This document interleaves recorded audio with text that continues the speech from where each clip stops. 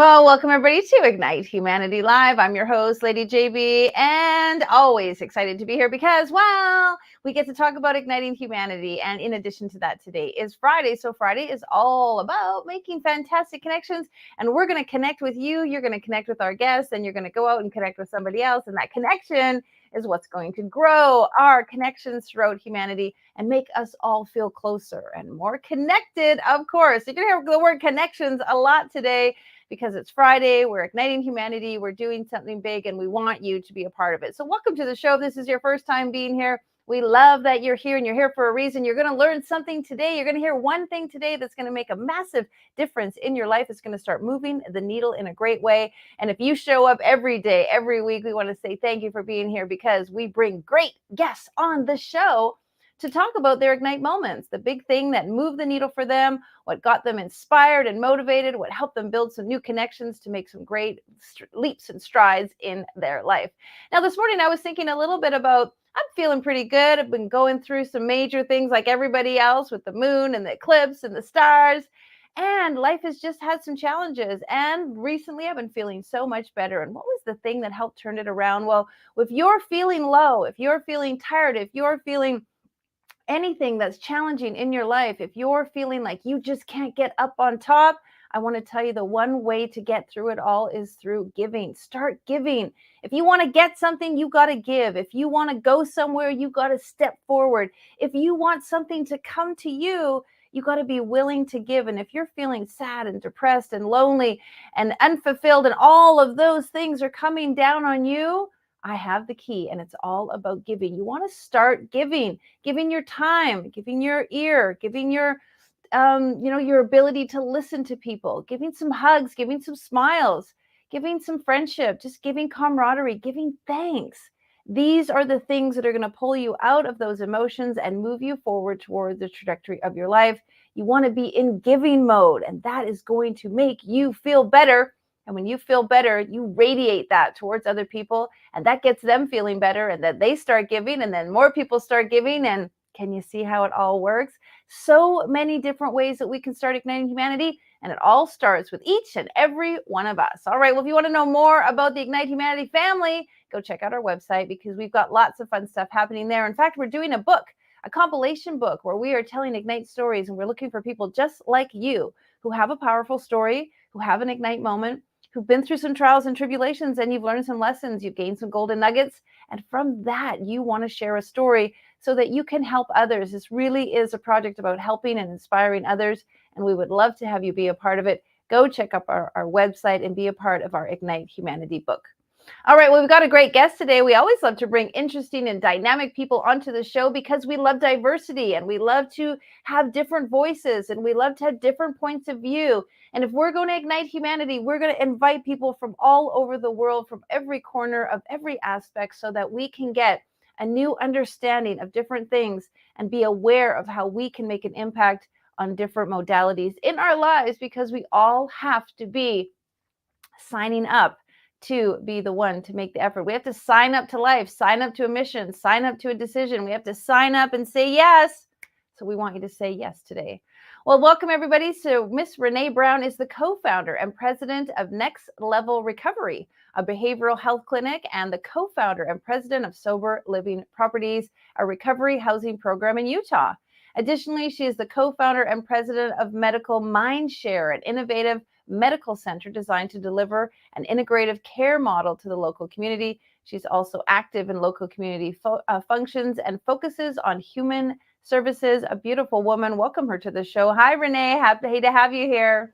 Hi, thanks so much for having me. I'm just really looking forward to this. And I just have to say, I just love the values of Ignite Humanity. I just think it's so beautiful, so heartwarming, and it's just really going to make this experience that much more delightful, because I just feel so kindred with everything that you're doing. Thank you so much for saying that. And I'm finding that more and more, everyone I talk to is feeling like, yes, we need to ignite humanity. Yes, we need to turn our attention in that direction. And thank you for being here, and all of our guests. I'd love to start a little bit, because obviously a lot of people are facing challenges right now. There is an epidemic of other things, mental health and addiction. You work in the recovery industry. Can you talk a little bit about what's been happening? What's the shift? What's the change? What's going on in your industry specifically? Well, I think we are in an industry where we're experiencing more growth than ever. I mean, we're actually eclipsing the growth of what's happening in IT for the first time. And Wow. that's just because of the new and the fresh modalities that are available. And that's something that I'm passionate to be able to bring to the underserved. So, at our centers, for the most part, we're really helping people who have experienced chronic homelessness and chronic addiction. And we are making such a difference in the state of Utah. In fact, we're a first go to for the state to take a look at to help anybody out. And I do have a background in technology. I taught emerging technology internationally for about 12 years. That was my first life. And I will tell you, the gold nuggets that can be had from there has really been able to help me with what we're able to deliver as far as a freshness and program for substance abuse and mental health, where we're able to keep track of a few more elements that just make so much sense. So, one of the subjects I'm passionate about is called the social determinants of health. Hmm. And what it is it's a standard of worldwide wellness. So it's beyond what we're measuring and taking a look at here in America.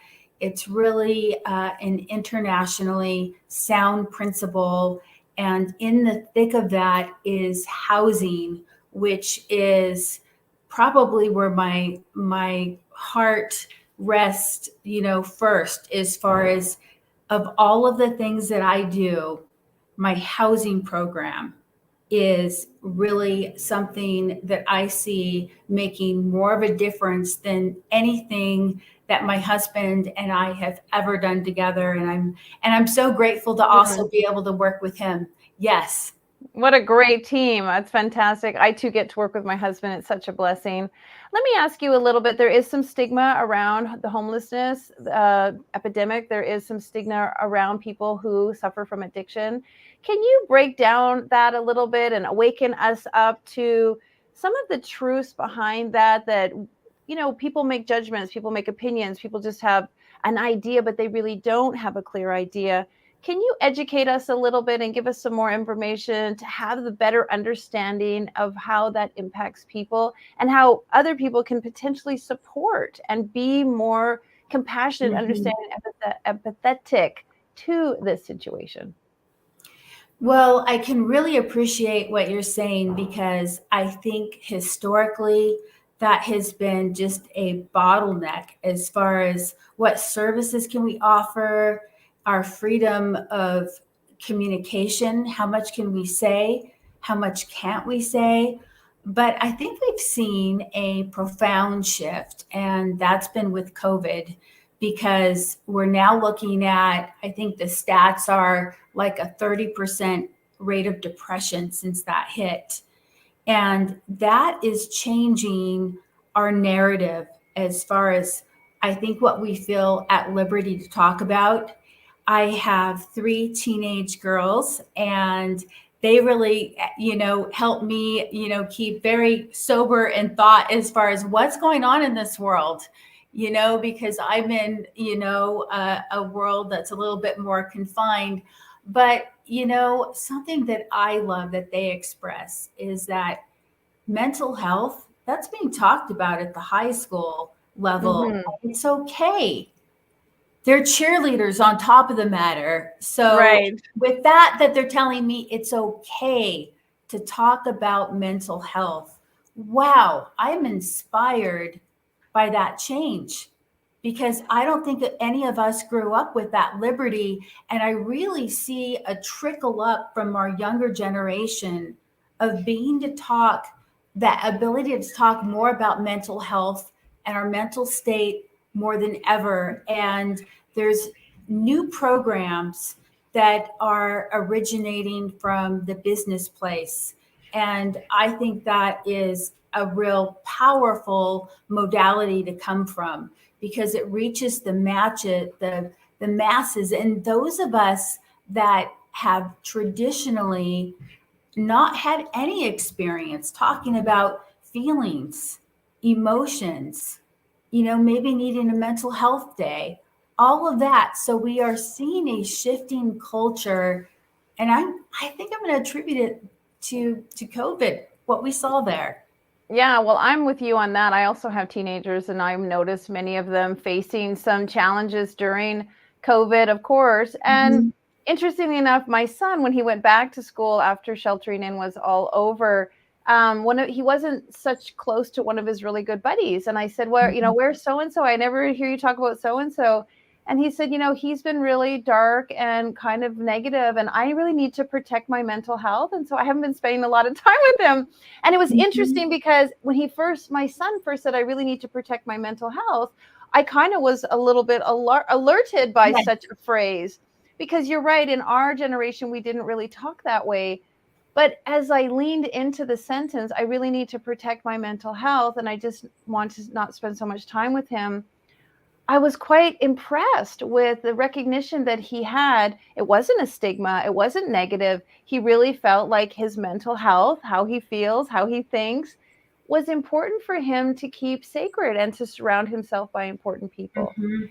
And so, thank you for allowing me to share that, because you're right. Sometimes we hear the word mental health and we immediately think problem. And what And I we're feel, coming from our paradigm, right. our beautiful children. I mean, you've had such a heart piercing experience from your own child, just as I have experienced, and it just gives me so much hope in our future with what we're able to do right now. So let's talk about that. Is there some ways that you can suggest for our listeners, things that we can do right now today that are protecting or honoring our mental health? Yes. Well, the first thing I would say is that, this life it's more than us. It's really a better together type of a life. We are social creatures first, and it's really important that we have enough support, enough uh, interaction in our lives, enough interest, enough passions as far as what we want to put together with creativity. It's really all of that. And I really emphasize for anybody that I'm talking to in early recovery, especially, that we begin to look at what they can add into their lives as far as interest that really raise their energy level.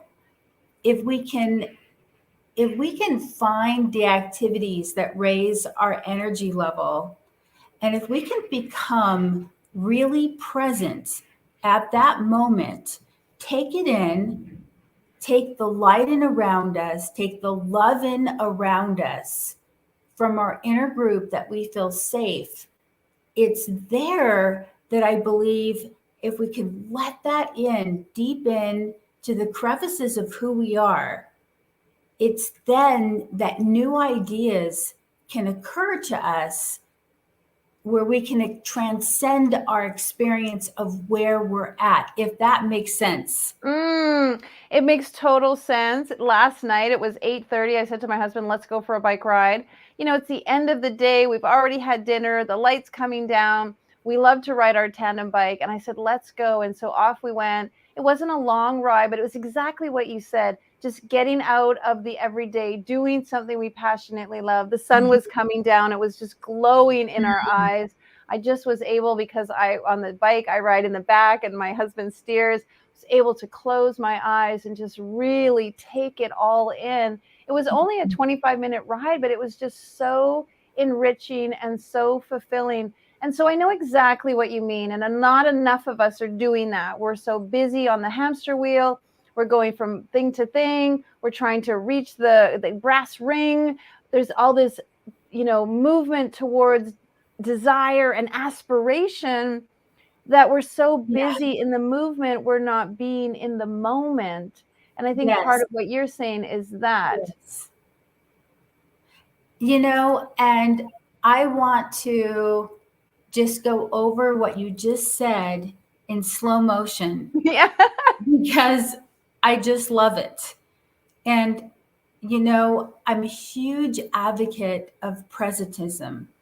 And that is when you're on that bike ride, that you're letting the light of nature in, your companionship, the sun, the mountains, the beauty, the nature, all of that contributes to a strong sense of who we are, which always translate it for me.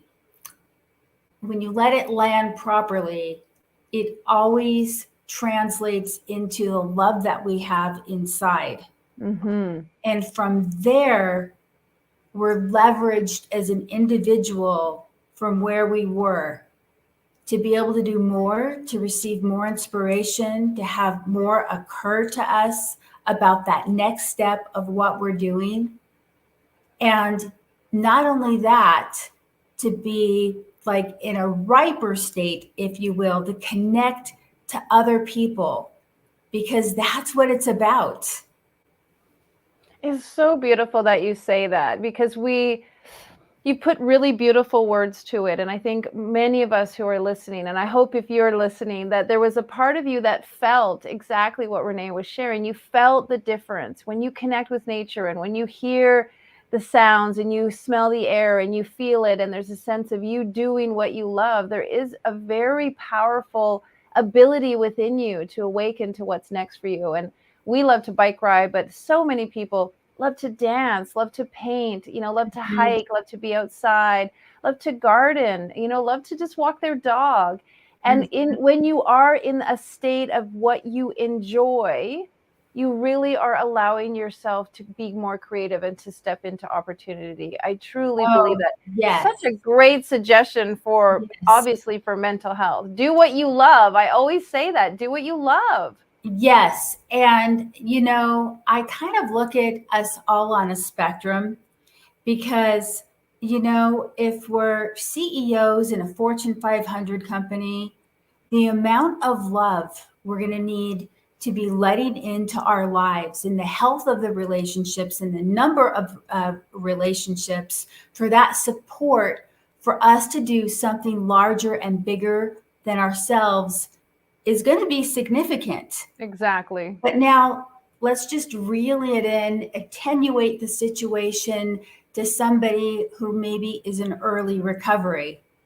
They're going to need a very similar program of just that, where there's a larger team working with them, where they have the ability to exercise and and just be still to let that love come in, because our society is so fast paced that great things may be happening and they're just sliding right off of us. We're not taking it in, and that really affects our spirit.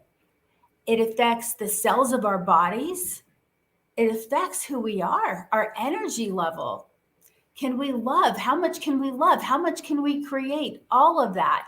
So, in the example of this bike ride, with your husband and taking everything in, it's then that it's the suggestion to the clients that I have here that we work with, that it's just then that maybe you sit down and you think about what you're working on, your priorities. Maybe you take that moment and you use it as a canvas to create something new in your life, because all of the energy is there. You're in a centered place, you're connected, and it's then that so much is possible. And I want to bring this up because, the best of athletes, the coaching that they're given is to be creating out of the right now, the present, versus about 95% of us are creating either from the past or the future, and it's not a strong place.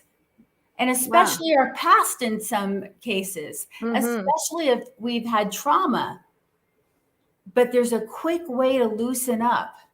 And that is if we can really allow ourselves into presentism, letting love in, letting us and envisioning a higher vibration and being able to hold it and admire it without any thoughts of future or past, if that makes sense. It makes so much sense. I'm just literally like getting goosebumps because we sometimes call it our outdoor office. Because so many times when we're cycling, we come up with really great ideas and real neat things unfold. And almost every single time we come home from our bike ride, our kids will say, "How was your bike ride?" And I'll say, "Oh, we had this great idea," or "Oh, we've decided to do this," or "Oh, now we're going to do this." And it's like, you're right, that presentness allows us to see what's possible for the future. And I really adore what you said about not living in the past, because we get stuck in our stories, we get stuck in our past, we get stuck in our imprint. And being in the presentness, being in just this moment, what can I create from here going forward, is so, so magical. I love it. I'm just so into this conversation. That being said, we have about 3 minutes left, and I would love to interview you again and have you back on the show. I do want to address one thing that you did say, is that when people are going through recovery, they definitely need a community, they need a support. And I think now more than ever, when people are grieving, when people are struggling, when people are having a hard time at work, when people are having relationship issues, we kind of like run for the hills and we don't support people. And we kind of think like, oh, I'll just leave them be. I'll just let them do it on their own. You know, I don't want to address the issue. And I really appreciate you saying that when people are going through anything, we need each other. We need to create connections with supportive individuals. And today being about connection, I think that's so valuable. Would you share of the last little essence of that? You know, I would really say that love just overcomes everything. I have an evidence-based treatment center, doctors, therapists. I have a housing program of which amazing things come out of, because it's safe, there's full of love, there's so much connection, which is just so healing. I can't even say we have a 95% employment rate with people who have been chronically homeless and chronically addicted. And we are changing the way addiction has been looked at, mental health has been looked at.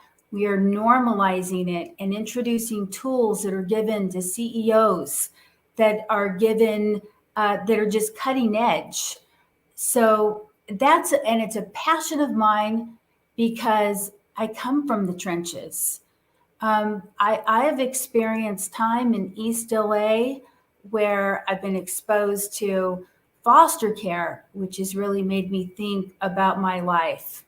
20 elementary schools, 30 schools, looking at children who have experienced so much complex trauma.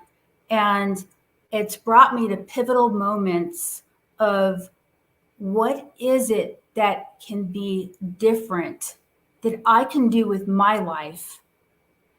And I think a natural evolution to the here and now of best practices, what can be done to really change the experience of somebody that is deep in the trenches, feeling so alone and not knowing what to do. What is it then that can game change? And it's my purpose, it's my passion. And my personal quote is, through consciousness, purpose, and passion, we can do more. And I wholeheartedly believe it with all my heart. You are a true beacon and an absolute example of exactly what Igniting Humanity is all about. Your experience helped you become who you are right now, and you love it. You are passionate about it. It's a devotion that you have that we all can feel. And I'm immediately thinking every treatment program should be directed by you. And if your modality could spread out throughout the country and throughout the planet, how much love and support is needed during these times. And I just honor you so deeply. The work you're doing is incredible. Folks, you can find out more about what Renee is up to on the link below. And I just want to applaud you. Thank you so much for being an advocate for humanity and the work that you do. It's been a joy to talk with you and have you on the show. And Lady JB, thanks for everything you do, because I just love everything that you stand for, your organization, and it's also so beautiful and life-changing. Thank you. Amen. Right back at you, darling. Thank you so much. I love having these conversations because they're in depth, they're true, they're honest, they're authentic, and they make a difference. They start getting you to think differently, to turn the cogs of the wheel in the mind, to start shifting and tinkering around with what I've been told, what I've been conditioned, what I thought I should believe, what somebody just imprinted upon me to, I have the choice, I have the power, I have the ability, and through love and compassion and connection, so much can blossom, so much can flourish.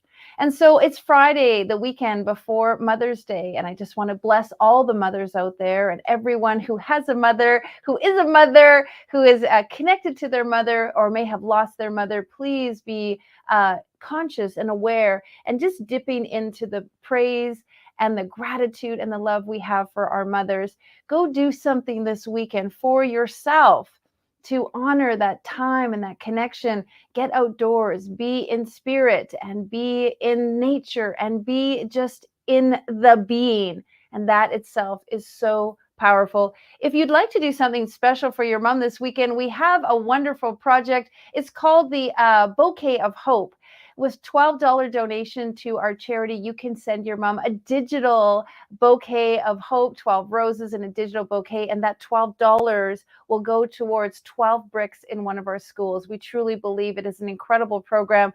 Instead of spending extravagant amount of money on roses, spend some money buying your mom bricks of hope, and those bricks will be a part of building our schools in third world countries. Well, we love having you on the show, and if you'd like to be one of our guests, you can always give us some information about you on our type form, and we would love to consider having you as a guest. And if you'd like to watch this episode or any of our other episodes, we have a beautiful platform that gives all of our episodes availability for free. And of course, you can go to Traverse TV and watch on our VOD channel, our Facebook channel, and our YouTube channel. Well, we love and bless you all. Happy Mother's Day. Big hugs and kisses to you. See you Monday. Now, more than ever, we need to come together to connect with one another.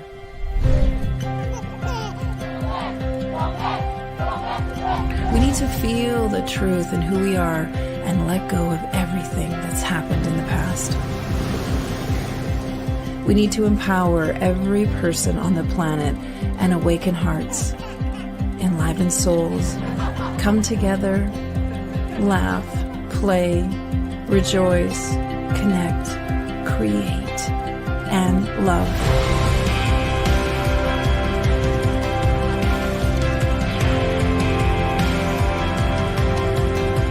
It's time to ignite humanity. We want you to be a part of something that will impact the future for everyone. We want you to tell your story, share your Ignite moment, show people who you truly are. Be a part of igniting humanity and making a difference in the world and all of our futures.